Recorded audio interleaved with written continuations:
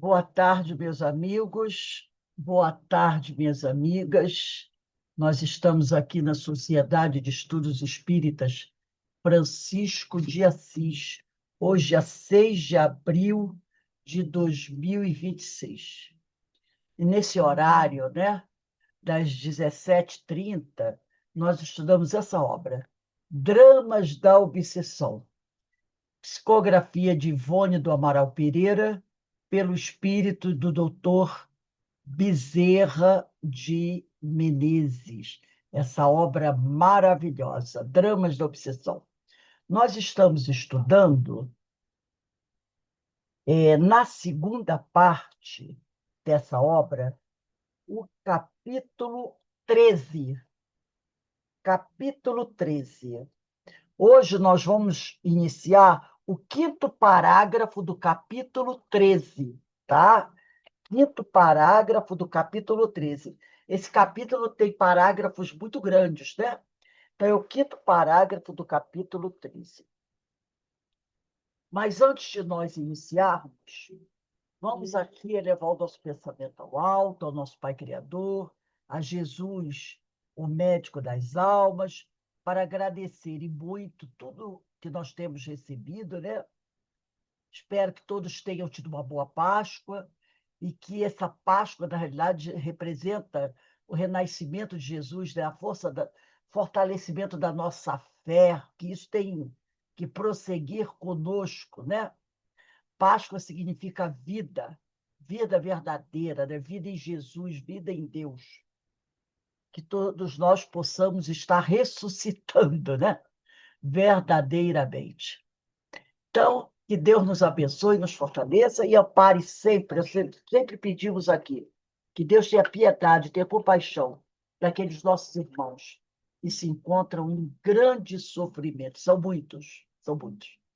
E também, principalmente daqueles, né, que estão promovendo a morte, a desgraça, o mal, levando os outros irmãos ao sofrimento.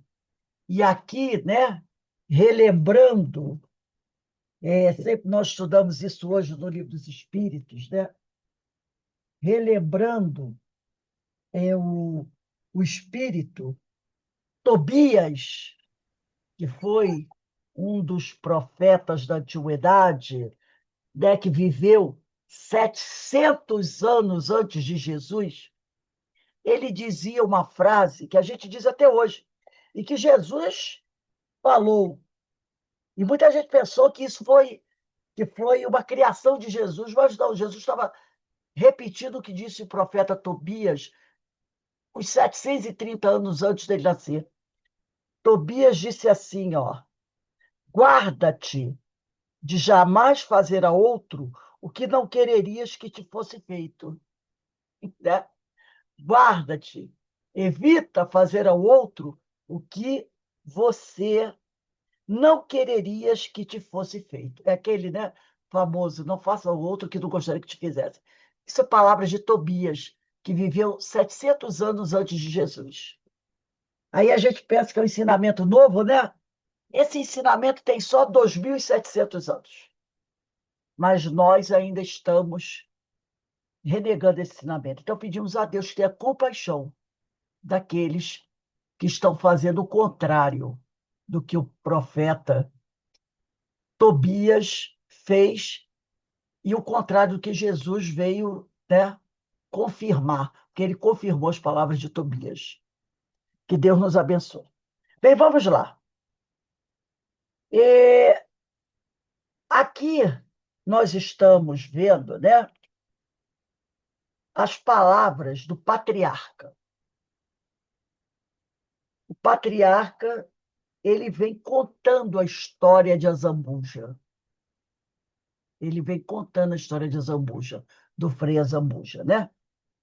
Então, ele diz aqui, no capítulo 13, quinto parágrafo: calara-se o patriarca, conservando-se pensativo durante alguns instantes. Eu e meu assistente Roberto, esse eu aqui é doutor Bezerra de Menezes falando.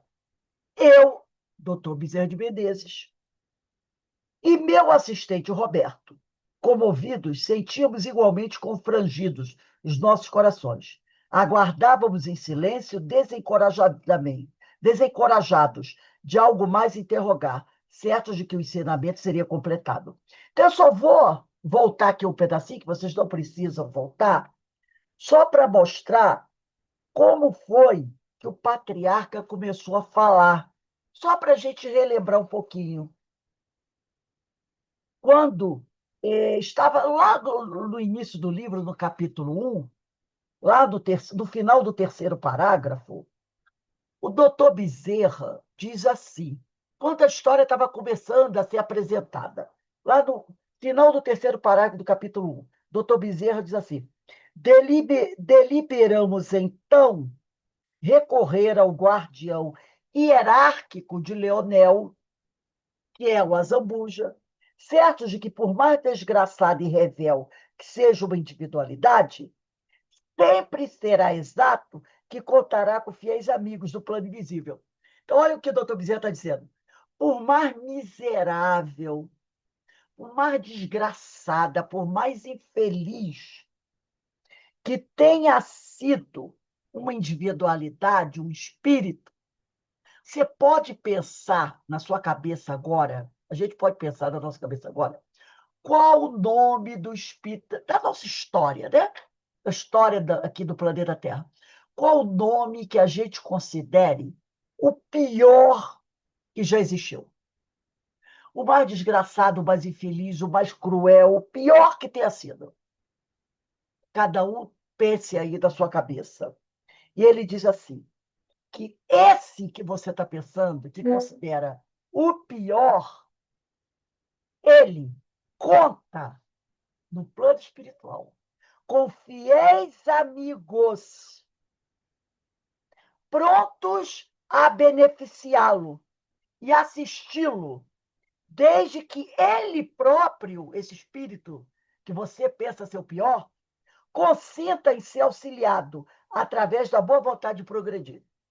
Então, se a gente agora pensar no espírito que a gente considera uma dessas personagens da história que já ficou para trás, que a gente considera o pior que tem existido, se ele estiver hoje imbuído de boa vontade de modificar o rumo da história dele, ele contará com a ajuda de fiéis amigos do plano invisível. Estarão prontos a beneficiá-lo e assisti-lo. Aí a pessoa vai dizer, não é possível. Sim, sim, sim, sim, sim. Pode ser o pior que você considere que já tenha passado pelo planeta Terra. Se ele está imbuído da vontade de melhorar de vida, de mudar, de crescer, ele vai contar com a ajuda. E aí aqui ele continua, doutor Bezerra. Prontificou-se ao relatório solicitado, o venerando mentor espiritual. Era do Hildebrando, do Azambuja, né? E bondosamente, qual emérito professor na cátedra elucidativa, foi dizendo, como em prelúdio às narrações que viriam a seguir, que a partir daqui começou a contar a história. O nosso querido Leonel, olha como ele fala do Zambuja, da atualidade, século XX, o nome dele é Leonel. O nosso querido Leonel necessitava, meus amigos, realmente, da amarga lição que finalmente a lei das causas e dos efeitos o levou a experimentar. Tudo que o Azambuja passou a sofrer depois que ele desencarnou, depois de ter matado a família Moab, todo o sofrimento que ele passou, ele diz aqui, e ele precisava dessa amarga lição. E a partir daí, o patriarca, esse venerando mentor espiritual, vai começar a contar a história. Essa história que nós estamos acompanhando. Voltei aqui ao capítulo 13, quinto parágrafo. Né? Então, ele diz aqui: dentro em pouco, efetivamente, a respeitável entidade, que é esse benfeitor do Leonel, Após um aceno que interpretaríamos como a tradução de um profundo pesar, continuou bondosamente oferecendo-nos o ponto final das suas informações. Então, toda essa história que foi contada sobre o que aconteceu com a família Boab, sobre o que o Azambuja fez, que era o Leonel do século XX, que se suicidou, foi contado pelo patriarca, o benfeitor espiritual do Leonel. E aí a gente fica pensando, meu Deus, aquele inquisidor terrível, ele tinha um benfeitor espiritual, não é? Então ele diz, todos têm. Deus não desampara a nenhum dos seus filhos, mesmo aqueles mais rebeldezinhos. Nem ele está desamparando. Por nós, pela nossa vontade de homens ainda, calcetas, ele ia queimar no mármore do inferno, né? Sem direito a nada, não é verdade? A gente dizia assim, não, como diz aqui daquela novela, vai queimar no mármore do inferno para a eternidade, sem direito a nada. Mas para Deus, não. Todos têm direito de uma segunda, terceira, quarta chance. Né? Porque pai é pai de amor e de justiça e de misericórdia. Deus não quer a morte do pecador. Ele quer o fim do pecado. Ele quer que o pecador se redima. Ao contrário de nós, de muitos de nós, que ainda queremos o quê? A eliminação total do pecador. De forma que ele nem tivesse direito da reencarnação, que ele virasse uma fumacinha mesmo, não é espírito, não, fumacinha, cinza, desaparecesse. É assim que a gente pensa muitas vezes, né? Sobre esses nossos irmãos menos felizes. Queríamos ter tivesse uma arma para desfazer ele, sei lá, decompor-se e desaparecer de entre os espíritos, nós aplaudiríamos. Mas não é assim. Não é assim. Deus é Pai. Aí ele diz aqui, volta o patriarca a falar. Resta-me acrescentar ainda ao noticiário que me deste a honra de requerer que o infeliz Timóteo, que é o rabino, esse obsessor intransigente, que há 4 séculos persevera na vingança, esse inimigo implacável de Leonel e família, o qual tendes a colar hospedado na vossa agremiação terrena de estudos e trabalhos beneficentes, para um devido supremo entendimento, foi levado à fogueira com seu filho Joel. Foram os 2 últimos a morrer, porque os 2 mais novos morreram pelo sofrimento da tortura. Os cadáveres deles foram queimados, porque eles não foram para a fogueira vivos. Eles morreram antes, durante a tortura. Agora, a menina, a Esther, não. Ela foi queimada viva, a Esther. Ela foi. E o Aboab e o Joel foram os últimos a morrerem, né? Eles foi levado à fogueira com seu filho Joel, poucos dias após a cena última, ignorando o paradeiro da pobre Esther. Eles foram mortos alguns dias depois de Esther, mas eles nunca souberam o que aconteceu com a Esther. Porque a última cena que eles viram, o último momento que eles tiveram com a Esther, foi quando eles assistiram ela ser abusada sexualmente. Foi uma cena terrível para o Joel, né?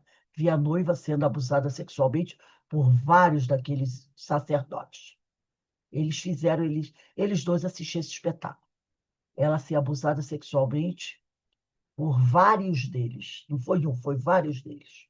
Ela já vinha sendo abusada sexualmente muito antes, mas eles prepararam isso para ele, né? Para eles dois assistirem essa cena dantesca de um estupro coletivo. Eles assistiram. Depois, ela viva ainda foi retirada. Ela foi retirada e depois, alguns dias depois, ela foi para a fogueira, viva. Eles não ficaram sabendo mais dela. E alguns dias depois dela ter sido queimada viva, os dois foram queimados vivos. Então a gente vê que coisa terrível, né? Encontravam-se já semi-mortos quando foram para a fogueira, pelos maus tratos sofridos, e meio dementes de dor e desesperos. e morreram por entre revoltas e blasfêmias, repudiando a própria crença em Deus ante o destino que tão adverso lhes fora. Eles eram homens religiosos, mas eles sofreram tanto, tanto, tanto, que no final eles acabaram repudiando o próprio Deus, né? Aí eu lembro aqui de Joana de Cusa. É claro que a gente até sabe, o que a gente sabe é que Joana de Cusa não sofreu o mesmo martírio deles. Mas ela e o filho foi levado para a fogueira. E foi pedido a ela que um guarda pediu a ela para que ela renegasse o Cristo, renegasse ser cristã, para salvar o filho. E o próprio filho pedia a ela: mãe, pelo amor de Deus, por favor, renega o Cristo para salvar a minha vida. Eu sou seu filho. E ela disse: não, meu filho, é preferível perder a vida, perder, né, esse corpo físico agora, do que perder a eternidade. Cala-te, enfrenta o teu martírio. E ela viu o filho ser queimado vivo. E depois ela foi queimada. E ela não repudiou. Não estamos aqui julgando nem o Moabe, nem ela, apenas colocando que algumas pessoas que sofreram martírios grandiosos não repudiaram Cristo. Exemplo dos discípulos de Jesus. Com exceção de João, todos foram martirizados. Mateus, Filipe, Tadeu, todos eles, todos os 12, sofreram terríveis martírios.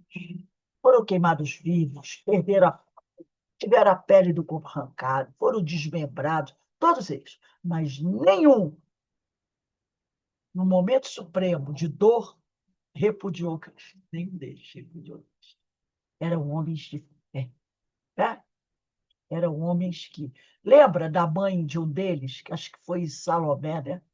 Que era a mãe de João e Tiago, que pediram ao Cristo que colocasse cada filho dela sentado, um à direita e à esquerda. E Jesus perguntou para ela: será que seus filhos estão preparados para beber da mesma taça que eu vou beber, né? Taça de dois sofrimentos? Perguntou isso para ela, que ela queria, né, pela vaidade, né? Ah, eu quero que cada filho meu fique sentado, uma à sua direita, uma à sua esquerda. E realmente, com o passar do tempo, né, eles se prepararam para isso. E eles beberam da mesma taça do Cristo. Porque todos eles, né? Tiago foi o primeiro, o Tiago maior, né? Morreu, perdeu. E João não morreu torturado, mas sofreu naquela ilha, né? E os outros, né? Mateus, que teve uma morte horrível, todos eles, né? Que foram por Oriente, mas nenhum deles repudiou Cristo. Então, todos eles se prepararam para beber da mesma taça do Cristo. Estiveram com Cristo até o fim, né? E não foram só os discípulos do Cristo. A história, né, vem contando, né? Todos eles, vários outros que foram martirizados 30, 40, 100 anos depois, né, do Cristo. Paulo de Tarso e vários deles, né? Inácio de Antioquia, quem não conhece a história, procure conhecer, é maravilhosa a história de Inácio de Antioquia. Também foi barbarizado, né? E os amigos queriam até tentar salvá-lo. Ele, não, pelo amor de Deus, não me salve, não. Me deixe morrer, porque eu quero logo estar com Cristo. Porque ele foi torturado, apanhou, foi arrastado pelas ruas até ser levado para a morte. E os amigos, né, que queriam juntar uma multidão para tentar te resgatar. Ele, não, pelo amor de Deus, não façam isso. Me deixem morrer, que eu quero estar logo com Cristo. Ele afastou todo mundo, né? Ele queria morrer para poder, porque já estava idoso, já tinha terminado a caminhada dele, e ele queria estar logo com Cristo, né? Então, quantos? Pedro morreu crucificado de cabeça para baixo, né? Todos eles tiveram essa morte. Paulo de Tarso foi decapitado. Todos passaram por esse martírio. E vários cristãos, né, que morreram nos circos romanos cantando louvores ao Senhor, mortos pelos animais, queimados vivos, e ficaram ali firmes na sua fé. Então, vários deles. Esses irmãos aqui, não vamos julgar, a dor que eu acho que a gente faria pior, né, frente a essa tortura terrível que eles passaram, Deus que me perdoe, né? Eles, de tanta dor e sofrimento, repudiaram até a própria crença em Deus. A gente calcula, né?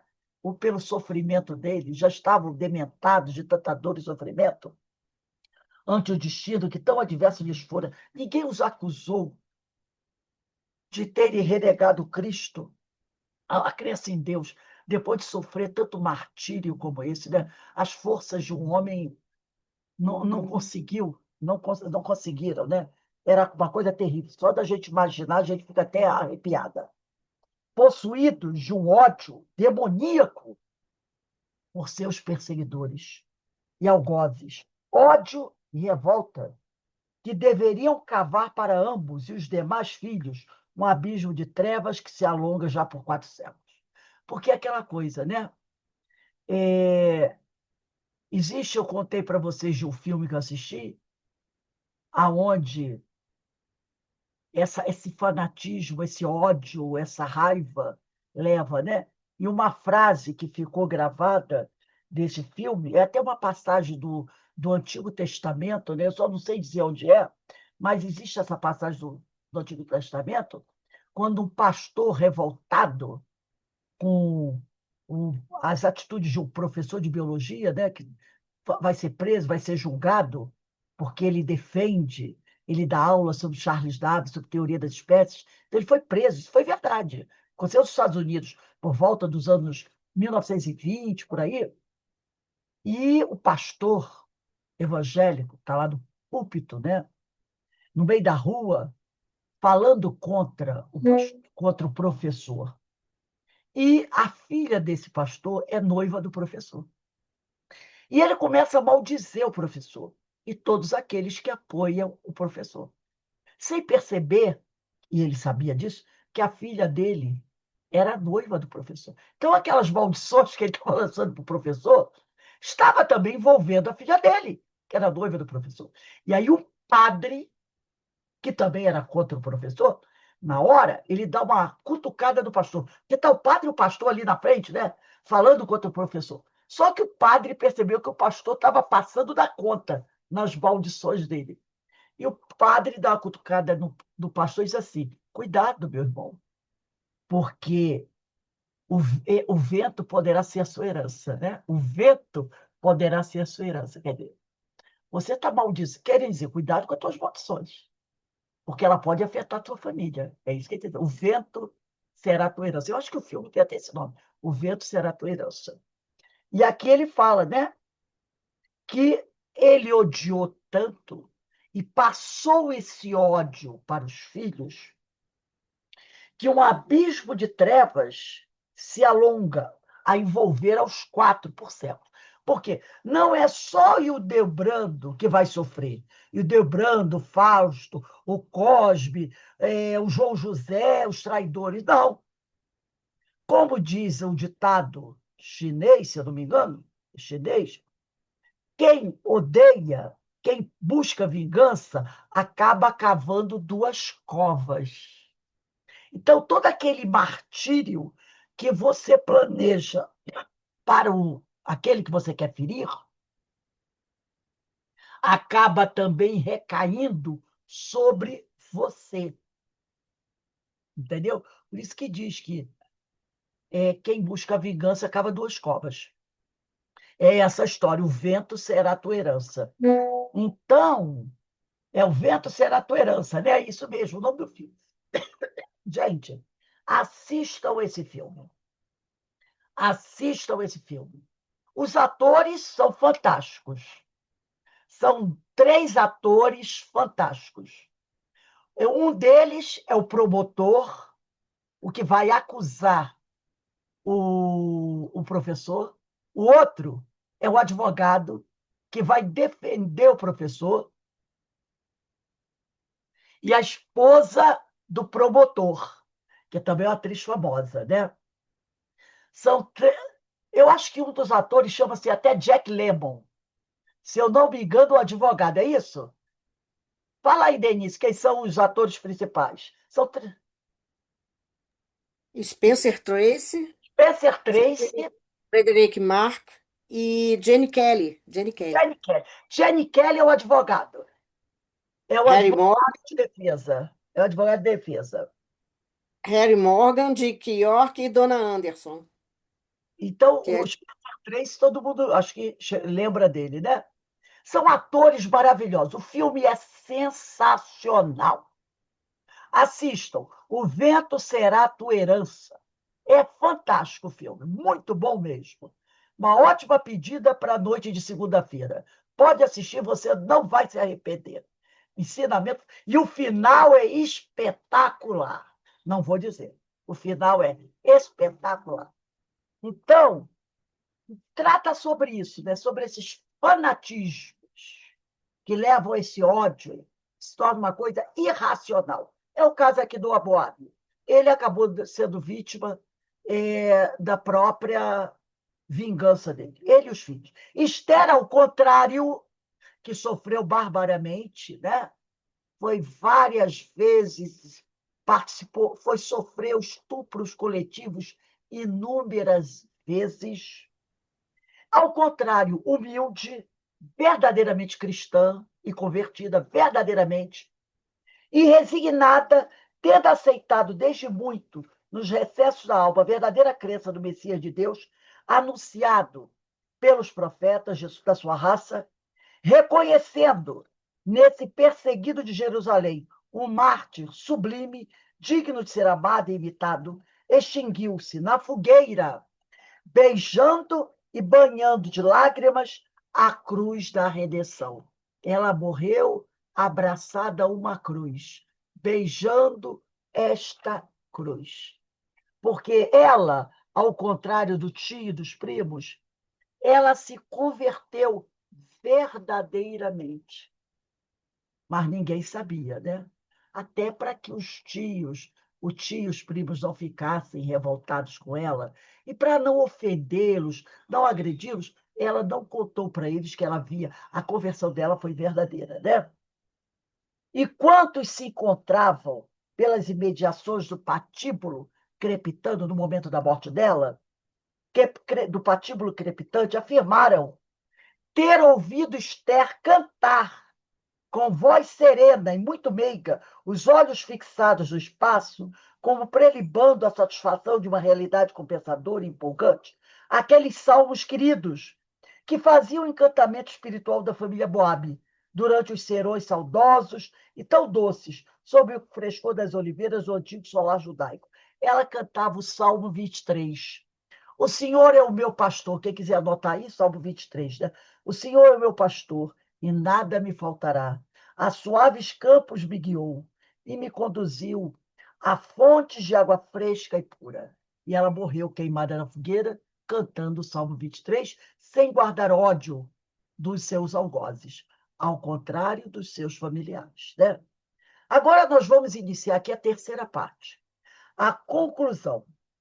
E meu Pai enviará outro Consolador. Está lá em João, capítulo 14, de 15 a 17, e depois o versículo 26. E meu Pai enviará outro Consolador. Primeiro parágrafo, capítulo 1. Uma vez desencarnada, quem quiser anotar aí, terceira parte. Uma vez desencarnada, prosseguiu Esther, prosseguiu, finalizando a entidade protetora.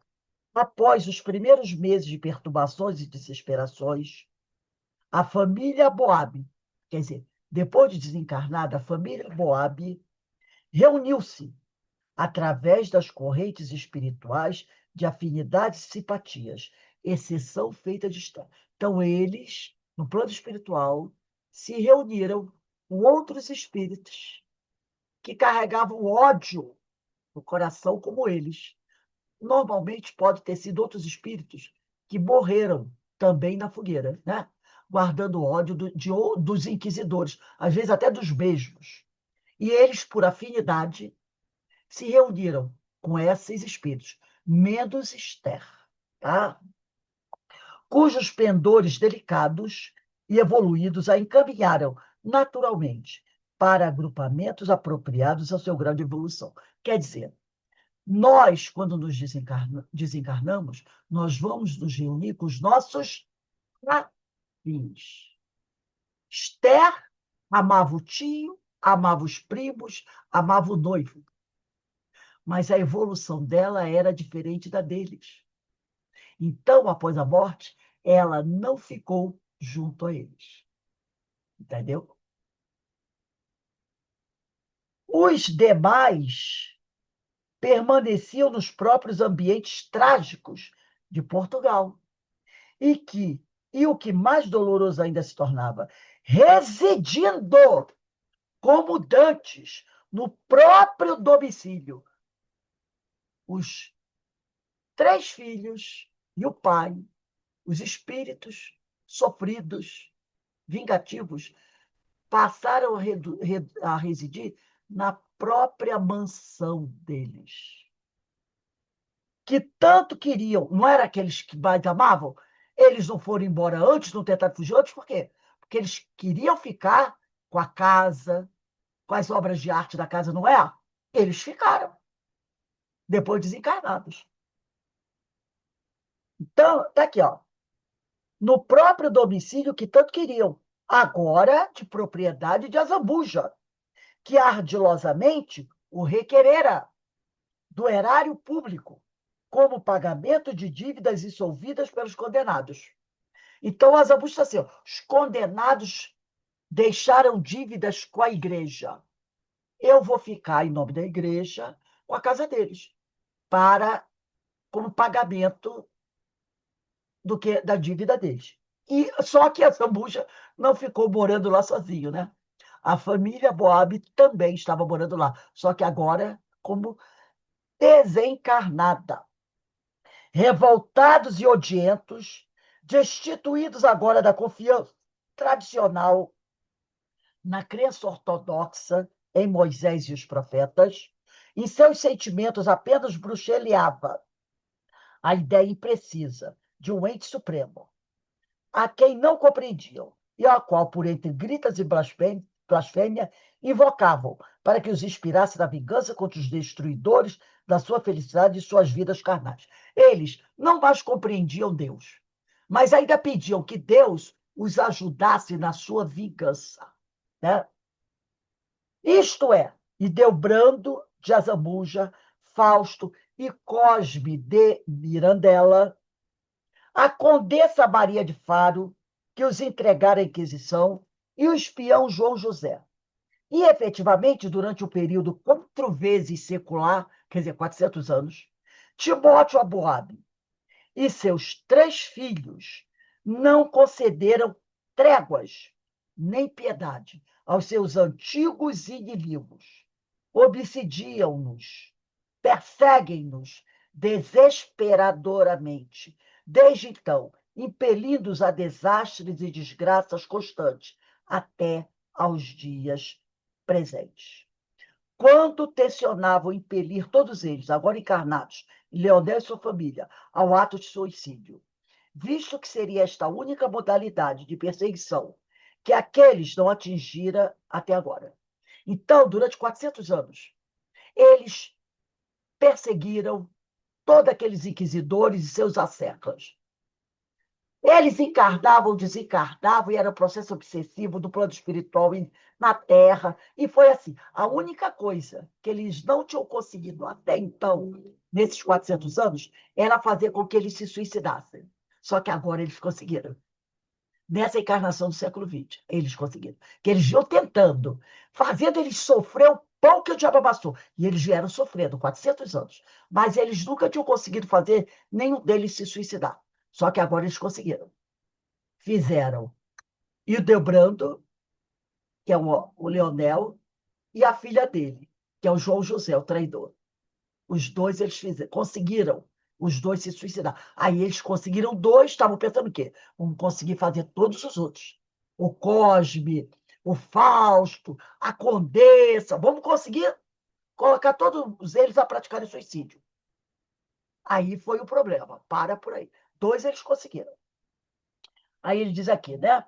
E assim os obsidiam, quer se encontrem seus antigos algozes no espaço, como desencarnados, quer estejam na terra, com novos corpos carnais. Então, é perseguição encarnada contra eles, estejam encarnados ou desencarnados, por 400 anos.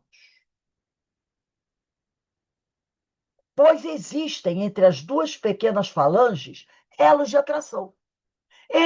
Existe atração entre a falange formada pelos aboabes, que são os vingadores, e entre a falange dos inquisidores. Eles são adversários, mas eles têm pontos de atração. Tão poderosos, forjados pelo ódio e pelo crime, que impossível será Hildebrando e seus sequazes se furtarem à presença de suas antigas vítimas, senão quando o arrependimento sincero, resoluções sadias e remissoras os inclinarem a uma modificação geral do próprio modo de proceder. Só aí, só quando eles efetivamente se arrependerem do mal que praticaram, é que essa atração vai ser desfeita. O antigo Rabino e seus filhos, no entanto, até o presente, não concordaram com o novo ensejo reencarnatório. A família Boab, até então, não aceitou reencarnar nesses 400 anos. Não aceitaram de jeito nenhum reencarnar. A despeito das ocasiões valiosas que piedosos agentes do bem, incumbidos pela espiritualidade, de aconselharem os caracteres rebeldes e endurecidos à emenda dos próprios erros, lhes têm proporcionado. Olha o livre-arbítrio concedido a eles. Os amigos espirituais, os benfeitores, têm recomendado à família para que eles reencarnassem, mas em nenhum momento eles aceitaram. Olha que livre-arbítrio que é dado a eles, né? O direito de aceitar ou não a reencarnação. Só que ao não aceitarem, eles se comprometem mais. Mas Deus dá a eles o livre-arbítrio. Nesses 400 anos, nunca eles reencarnaram, nenhum deles. O Hildebrando e sua falange, sim, reencarnaram. Mas os aboabes não aceitaram. Descrentes da misericórdia do próprio ente supremo, de cujas leis que não compreendem, se ressentem pelo muito que sofreram, não acreditando em amigos e na própria justiça, uma vez que presenciaram em Portugal governantes cruéis cometerem iniquidades contra os próprios súditos, mancomunados com hordas assassinas que se proclamavam intérpretes da verdade, as quais se valiam do poder adquirido à sombra da religião para a prática de todas as paixões vis, repelindo toda a possibilidade de instrução filosófica fornecida pelos instrutores espirituais para o trabalho de reforma e esclarecimentos em si mesmo, a fim de que a compreensão das soberanas leis da criação os levasse à meditação, à conformidade, ao respectivo progresso, aliaram-se invisível a falanges obsessoras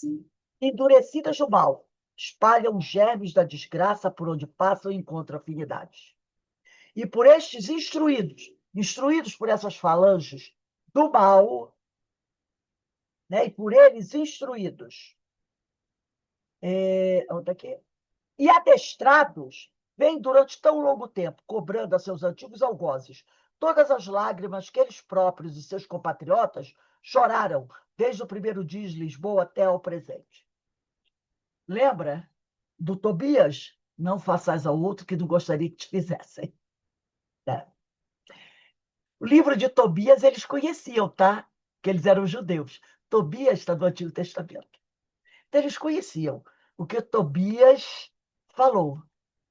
Eles conheciam o que está lá no livro de Tobias, né? Como nós estudamos aqui, no capítulo 4, né? Nós estudamos isso. Eles conheciam. Tobias, capítulo 4, versículo 15 e 16. Eles conheciam. É o Antigo Testamento. Mas ignoraram, né? Então, ele está aqui. A De outro modo, deixa eu ver onde. Está aqui. Eu me perdi. Eles foram instruídos e adestrados. Ele vem, durante longo tempo, cobrando a seus antigos algozes todas as lágrimas que eles próprios, seus compatriotas, choraram, desde o primeiro dia em Lisboa até ao presente. Né? De outro modo, os antigos inquisidores, espíritos, com efeito maldosos, aos erros, igualmente endurecidos, absolutamente, não se preocuparam com a própria regeneração até o momento, tratando de lealmente se voltarem para Deus, a fim de resgatarem o mal passado através de realizações benfazejas, em vez de o fazerem na expiação dolorosa. Porque você pode resgatar pelo amor ou pela dor. Eles estavam escolhendo resgatar pela dor. Tem, ao contrário, revidado as hostilidades sempre que possível, quando desencarnados, muito embora o terror que nutrem pela presença de suas desgraçadas vítimas do século XVI, agora transformadas em algozes. Então, ele está dizendo aqui que os antigos inquisidores, com efeito, maldosos, afeitos ao erro, igualmente encontram-se ainda endurecidos, a Zambuja e seus asséculos. Também ainda se encontram endurecidos, presos ao erro, e ainda não se preocuparam, os inquisidores, com a própria regeneração até o momento, da mesma maneira que a família Boab, tratando de lealmente se voltarem para Deus, a fim de resgatarem o mal passado através de realizações benfazejas, em vez de o fazerem na expiação dolorosa. Então, os dois grupos continuam se antagonizando. Tem, ao contrário, eles revidado as hostilidades da família Boab sempre que possível, quando desencarnados, muito embora o terror que nutrem pela presença de suas desgraçadas vítimas, século XVI. Então, quando desencarnados, eles ainda revidam os ataques da família Boab, apesar de terem um medo danado da família Boab. Eles têm um grande medo da família Boab, mas continuam se batendo contra eles, né? Agora transformados em algozes. E tais vencendo as batalhas verdadeiramente infernais que se desenrolam desde aquela malsinada época entre essas falanges litigantes que a Zambuja e seus acólitos, quer dizer, a turma dele, né, sentindo-se inferiorizados nos ardis para o revide das represálias, organizaram no invisível, o Azambuja organizou no invisível, porque ele está vendo que ele está perdendo a briga, então ele organizou no invisível, tá aqui, uma associação defensiva contra os aboabes. E após 1000 tentativas e peripécias para se furtarem os choques constantes daqueles, reencarnaram juntos. Agora, para poder combater a família Moab, o Azambuja e sua quadrilha resolveu o quê? Vamos encarnar todo mundo junto. Porque se a gente encarnar todo mundo junto, a gente vai ser tão forte como a gente tem sido aqui. Só que a gente está perdendo a guerra para eles. Então vamos encarnar juntos. E Deus permite, é o desejo de vocês. Vai todo mundo junto.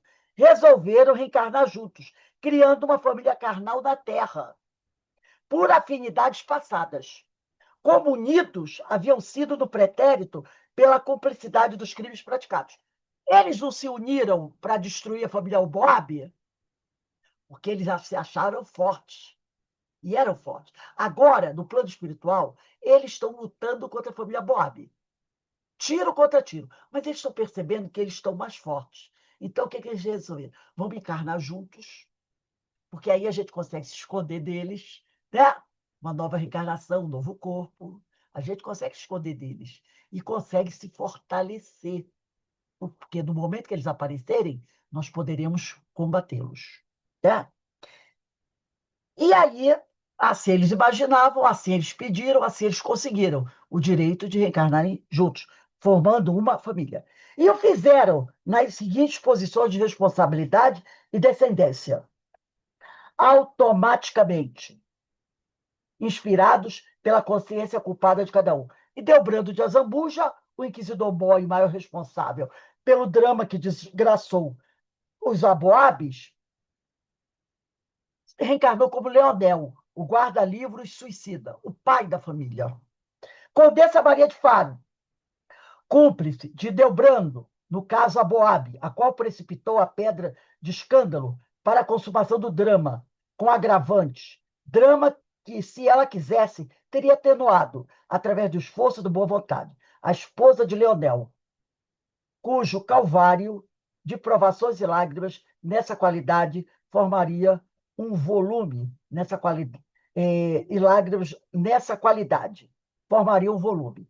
Fausto e Clóvis de Mirandela, João José, filhos do casal reencarnado como Leonel, esposa, sendo o último Alcina, o João José, o empregado, o traidor, a filha suicida de Leonel, aterrorizado ante as vinditas atrozes, movida pelos espíritos de seus antigos amos de Lisboa, o espírito João José preferiu ocultar-se numa encarnação de formas femininas, esperançado de que assim, disfarçado como mulher, não pudesse ser reconhecido. Enganou-se, porém, visto que sua própria organização psíquica atraiçoou, modelando traços fisionômicos e anormalidades físicas idênticos ao que arrastara na época citada. Como João José, ele tinha uma deficiência física na perna. Ele reencarna como mulher, mas a consciência dele diz o quê? Você tem que ter algo que seja facilmente reconhecido. E ele vai reencarnar como mulher, mas com uma deficiência. Então, os obsessores o reconheceram. Covarde, se disfarçando de mulher, mas nós descobrimos você. Olha mesmo, continua arrastando a perna como antes. Encontrou-se de outro modo enredado em complexos físicos oriundos da mudança de sexo. Ele veio com anormalidades sexuais e mentais fáceis de fornecerem pista de reconhecimento ao obsessor.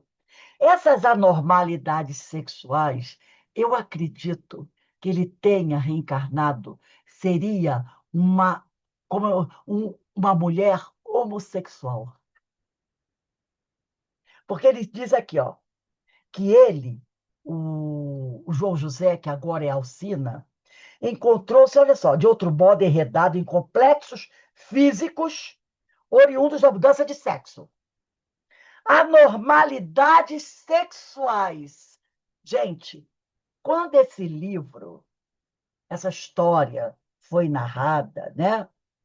Ela foi narrada lá por volta.